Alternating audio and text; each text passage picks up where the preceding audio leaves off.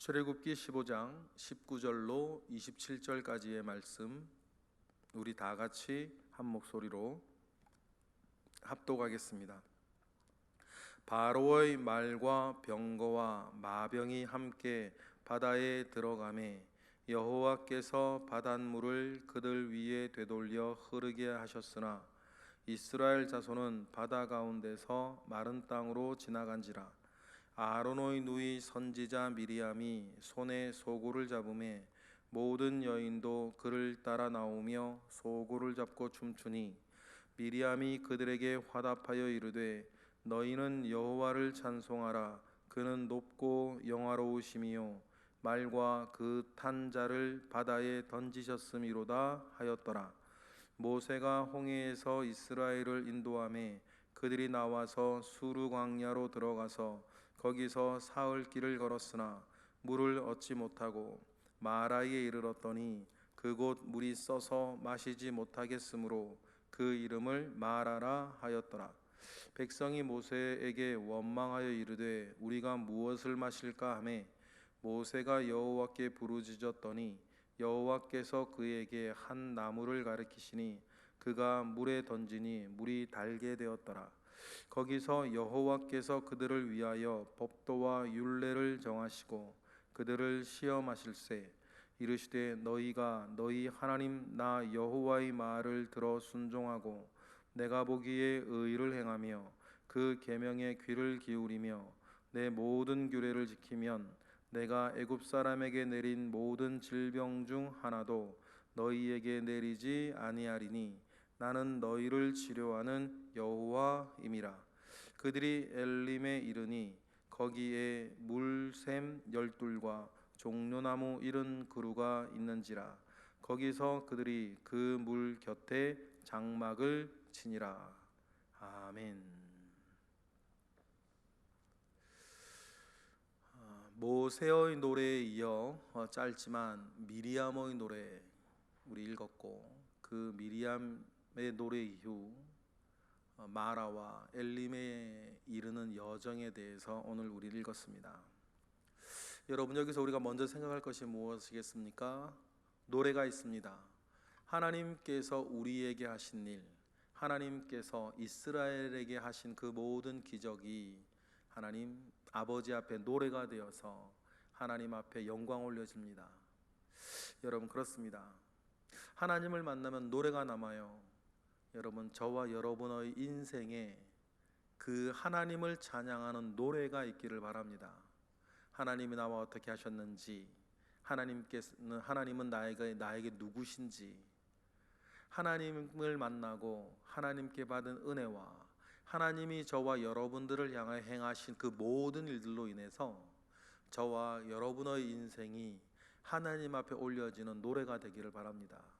그 노래는 당시에는 하나님께 영광이요, 그 노래는 또 남겨져서 여러분의 자손과 여러분의 후손에게 하나님을 기억하게 만드는 중요한 또 다른 은혜가 될 것입니다.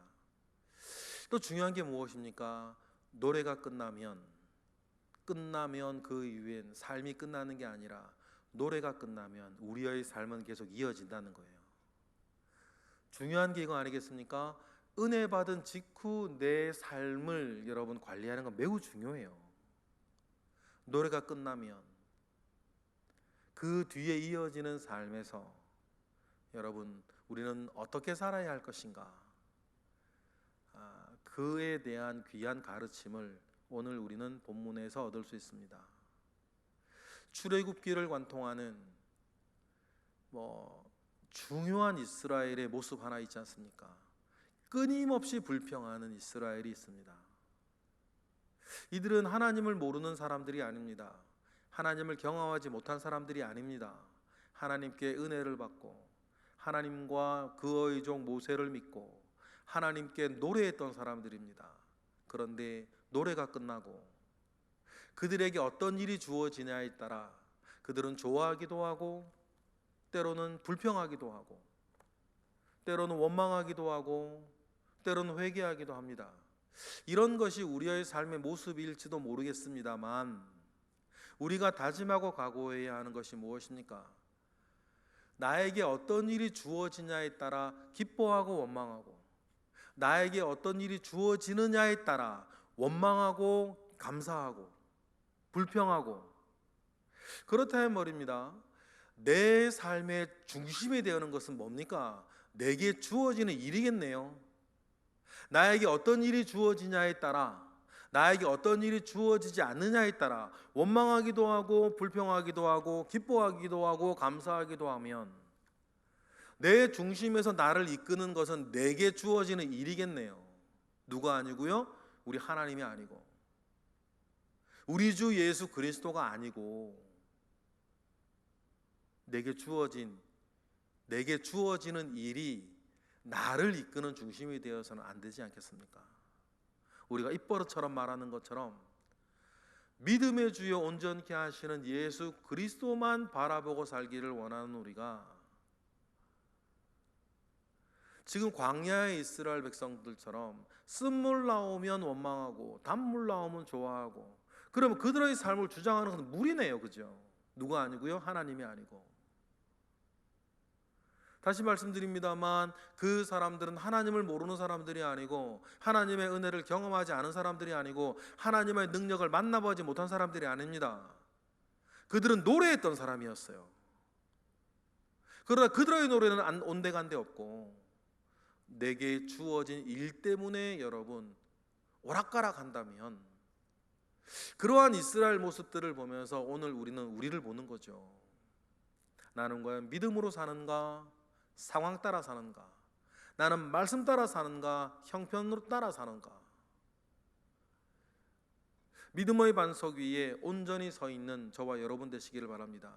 하나님은 이 세상보다 크고, 하나님은 모든 문제보다 크고, 이 세상을 크게 보면 크게 볼수록 하나님은 작아지는 것이고, D.L. 무디 말처럼 이 세상을 작게 보면 하나님 커지는 거 아니겠어요?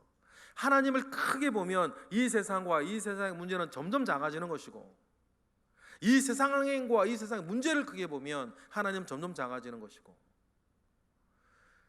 그러니 여러분, 우리는 그 무엇보다 이 세상보다 크신 하나님을 우리가 바라보고 믿음 가운데에 온전하게 있는 저와 여러분 되시길 바랍니다. 하나님이 하신 일이 있습니다. 저와 여러분의 인생에서도 하나님이 하신 일이 있어요. 앞으로도 하실 일이 있습니다. 그래서 노래가 되는 것 아닙니까? 오늘 보면 19절을 보면 다시 한번 요약되어져서 하나님의 하신 일이 나와요. 19절 읽어보겠습니다. 시작. 바로의 말과 병거와 마병이 함께 바다에 들어가매 여호와께서 바닷물을 그들 위에 되돌려 흐르게 하셨으나 이스라엘 자손은 바다 가운데서 마른 땅으로 지나가게 하신 하나님의 역사, 하나님의 기적, 하나님의 여러분 은혜가 있었습니다. 그 은혜를 경험하였으니 이스라엘은 어제는 모세의 노래로, 오늘은 미리암의 노래로, 모든 여인들이 그를 미리암을 따라 소고를 잡고 춤을 추죠. 소고를 잡고 춤추며 노래하는 것은 이후 성경에 어떻게 나오냐면, 전쟁에서 승리하고 이스라엘 군대가 들어올 때 여인들이 하는 것이었어요. 그렇게 소고를 잡고 춤을 추며 노래를 할 때에 그들이 어떻게 노래를 합니까? 21절이죠. 21절 읽어보겠습니다. 시작. 미리암이 그들에게 화답하여 이르되 너희는 여호와를 찬송하라. 그는 높고 영화로우시며 말과 그 탄자를 바다에 던지셨음이로다 하였더라 하고 노래합니다. 이런 분이 우리의 하나님이고 이러한 분이 나의 하나님이시다. 그러면서 노래하고 찬양하고 감사하고 영광 올려드려요. 그리고 여러분 22절부터 그러한 기적 이후에, 그러한 은혜 이후에도 우리의 삶은 어떻게 된다? 계속된다. 홍해를 건너 그런 기적, 하나님의 기적으로 건넜다고 하여서 여러분 광야를 건너지 않아도 되는 것은 아니잖아요. 우리가 어떤 은혜를 받든, 어떤 축복을 받든, 어떤 노래를 불렀던 그 이후에 분명한 건 뭐예요? 나의 삶은 계속된다는 거예요. 그리고 중요한 게 뭡니까? 내가 이전에 받았던 그 모든 은혜들이 이어지는 삶 가운데에서는 어떤 믿음이 될 거냐, 이게 중요한 거 아니겠어요? 그러니 여러분, 기적을 보면 안 되고 이 기적을 표적이 되어야겠죠. 기적과 표적은 비슷한 모양이지만 기적은 그 일만 보는 거고 표적은 뭡니까? 그 일을 통해서 하나님을 바라보는 거잖아요. 하나님을 바라보지 못하는 사람은 그 기적을 통해서 기뻐할 것이고, 기적이 표적이 되어서 그 안에서 하나님을 바라보는 사람은 기뻐하는 것을 넘어서 하나님께 감사하겠죠. 그 감사는 또 우리의 믿음이 되어서 이어지는 삶 속에서 우리의 능력이 될 거예요. 그 능력이 우리로 하여금 원망하고 불안하고 불평하지 아니하는 믿음의 사람이 되게 할 거고, 하나님을 바라보고 있기에. 그래서 좋아하며 그쳤던 사람들은 어떤 일이 또 주어지냐에 따라 좋아하거나, 어떤 일이 또 주어지느냐에 따라도 마찬가지 원망하거나 불평하거나, 모두의 말씀드린 것처럼 믿음 따라 하나님 바라보며 사는 것이 아니라 어떤 일이 내게 주어지냐가 중요한 그런 갈팡질팡하는 사람이 되고 말겠죠. 22절에 보니까 이스라엘 백성이 수르 광야로 들어갔다 그랬습니다. 사흘 길을 걸었어요. 그런데 물을 얻지 못했다 그러죠.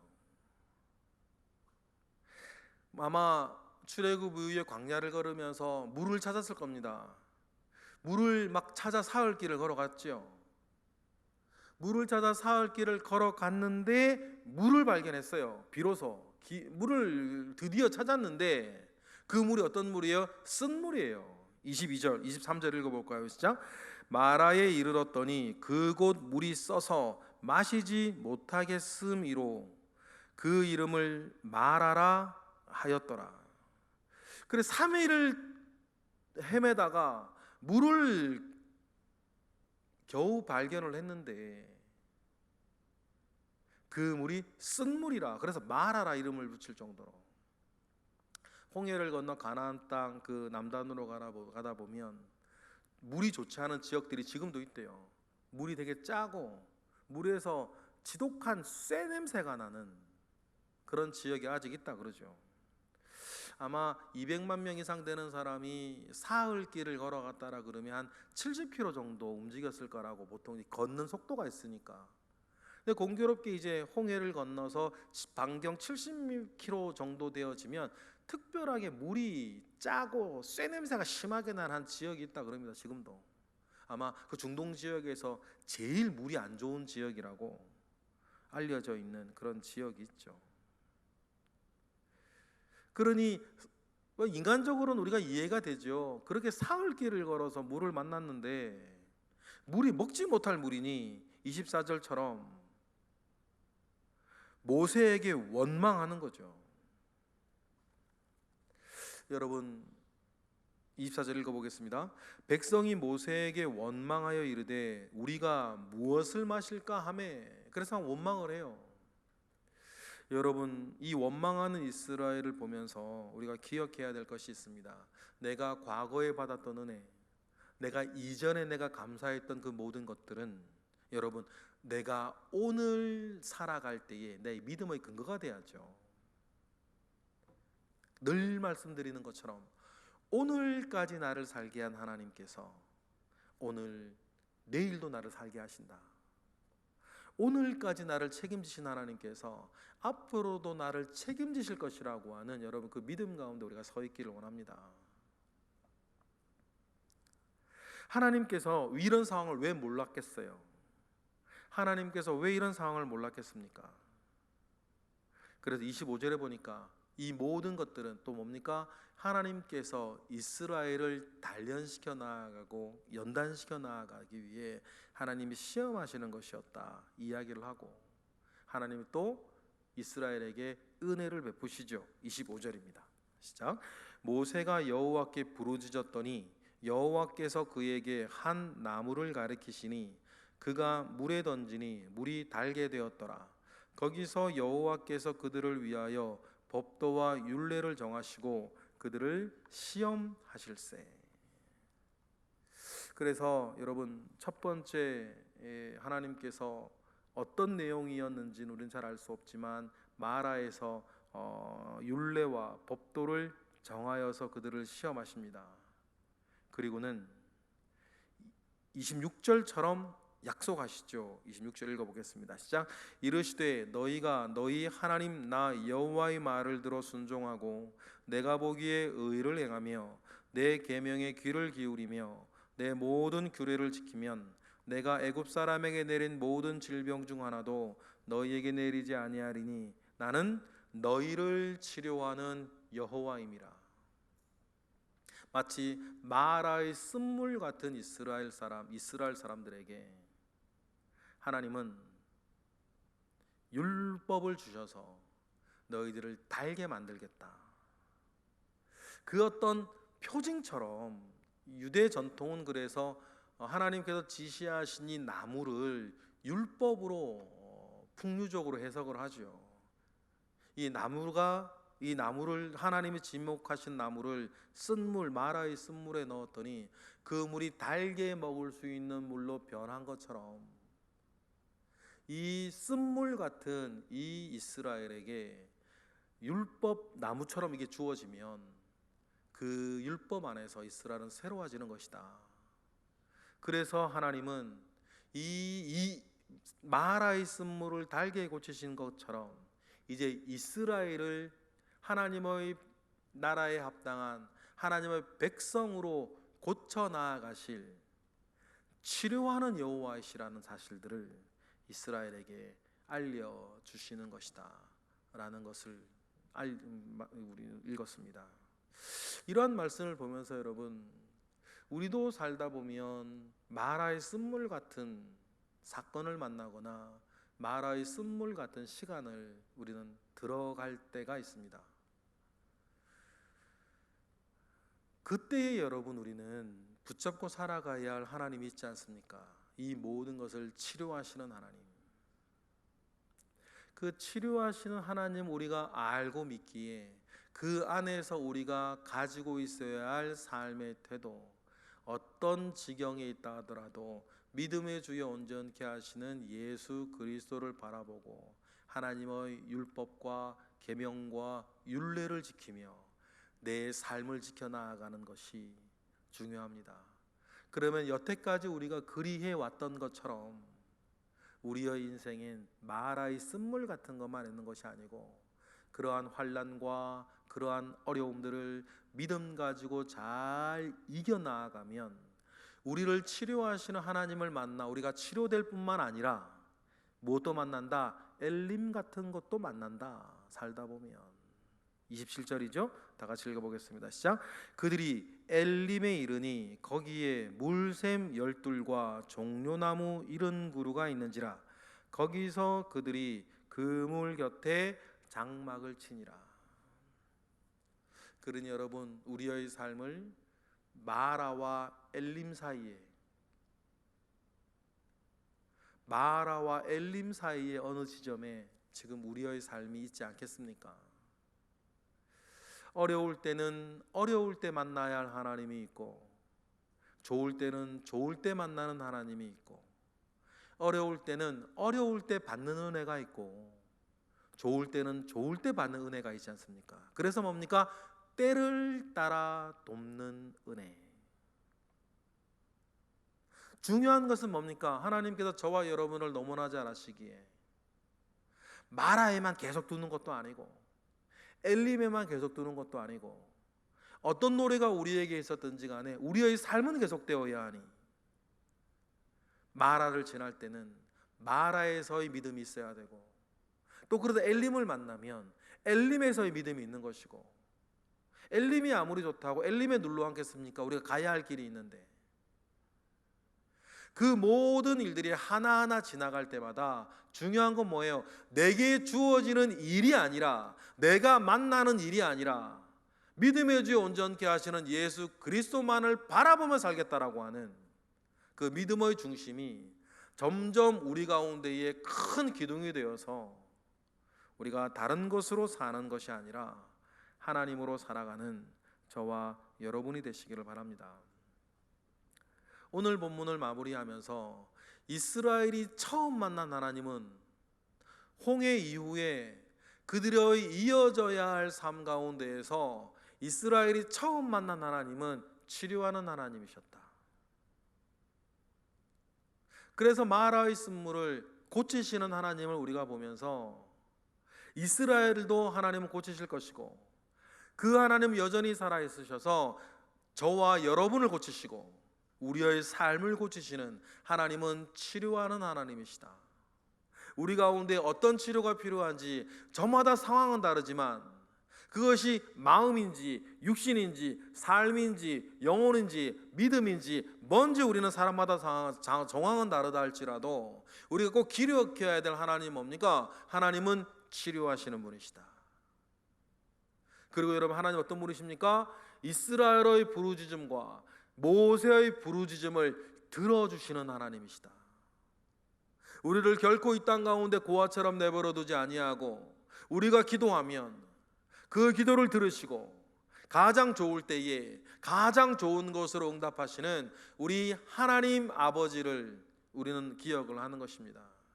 이 믿음이 말입니다, 구원의 하나님과 들으시는 하나님, 치료하시는 하나님이 앞으로 광야를 걸어가야 할 이스라엘 백성들 가운데 너무너무 중요한 하나님 아니십니까? 우리도 마찬가지, 우리가 이 땅을 살아가는 동안에 치료하시는 하나님, 그래서 구원하시는 하나님, 그리고 우리의 기도를 들으시는 하나님을 우리가 믿고 바라보며 오늘의 삶 가운데에서도 담대히 나아가시는 저와 여러분 되시기를 주님의 이름으로 축복합니다. 기도하겠습니다. 할렐루야. 하나님, 감사와 영광 올려드립니다. 하나님께서 오늘도 우리와 함께 하십니다. 여전히 때를 따라 돕는 은혜 가운데에 우리와 함께 하심을 믿습니다. 우리가 믿음 따라 살게 하시고 형편 따라 살지 않게 하옵소서. 우리가 말씀 따라 살게 하시고 우리가 상황에 쫓겨 살지 않게 하옵소서. 우리에게 그러한 믿음이 있으니 그 믿음 가운데에 승리케 하옵소서. 오늘 이 시간 드려지는 각종 예물들이 있습니다. 1,000번째 예물들과 감사 예물과 11조 예물들 있으니 하나님, 이 모든 드려지는 예물들 가운데에 주님 함께 하시고 힘을 내어서 하나님 아버지 앞에 드리기를 즐겨하는 이 귀한 믿음들 가운데에 더욱더 특별한 은혜로 채우시옵소서. 예수 그리스도의 이름으로 기도드렸나이다. 아멘.